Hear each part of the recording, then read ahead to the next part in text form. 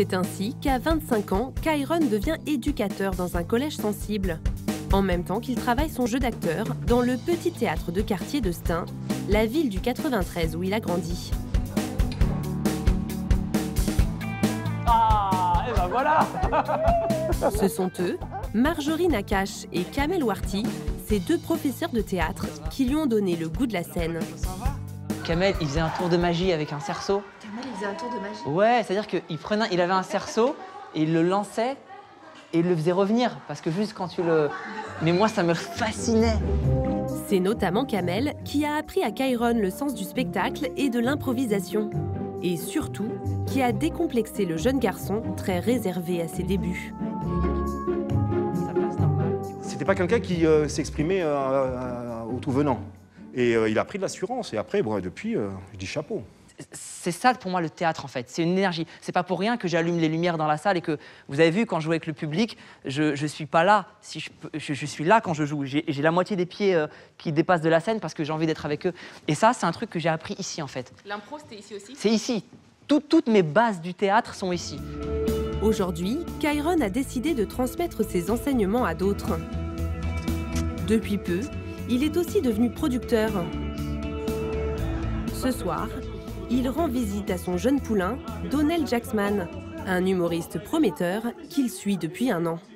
Chaque femme dans cette salle a une conne qui l'a fait chier dans son boulot. Celle qui dit non, c'est que c'est elle la conne, elle sait même pas accéder. Dès la fin du spectacle, c'est débriefing sur les erreurs et les difficultés qu'a éprouvé son jeune protégé. Oh la star! Oh la star! Oh là là!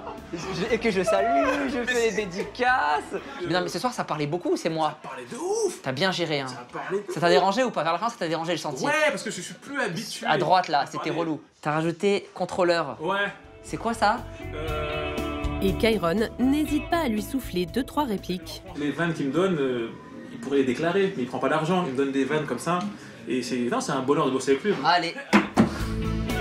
Si l'humoriste est si rigoureux, c'est qu'il ambitionne de le faire jouer prochainement dans une grande salle parisienne. Kairon s'accorde tout de même aujourd'hui le temps de savourer sa réussite. Ce matin, nous le retrouvons dans le quartier d'Opéra, à Paris. Il y a 20 ans, il se contentait de regarder ses vitrines. Mais depuis le succès de son premier long métrage, Kairon apparaît dans la presse People. Et désormais, ce sont les marques de luxe qui s'intéressent à lui. Bonjour monsieur. Bienvenue. Merci, c'est gentil. Invité ce soir à une avant-première, un célèbre horloger lui a proposé de lui prêter une montre qu'il affichera sur le tapis rouge devant les photographes. Celle-là, j'aime beaucoup aussi. Très sobre. Je peux l'essayer celle-là? Bien sûr. Comme ça, comme ok. ceci. Ouais, Et puis comme ceci. D'accord, ah ouais.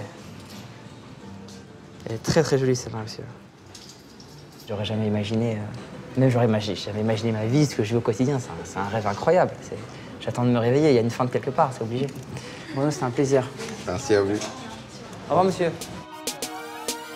Le soir, dans un grand cinéma parisien, c'est l'avant-première du dernier film du réalisateur en vogue, Radu Mileanu.